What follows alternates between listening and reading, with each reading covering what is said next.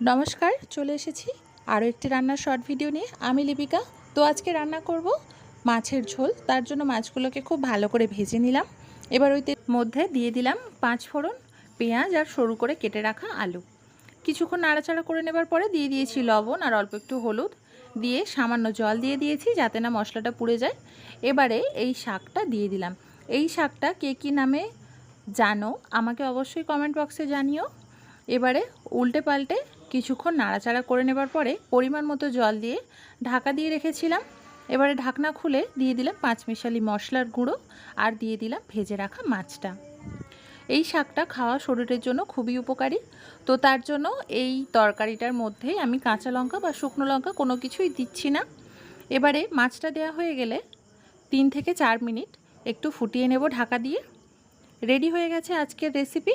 কেমন লাগলো ভিডিওটা সকলে জানাবেন, আর ভিডিওটি দেখার জন্য ধন্যবাদ।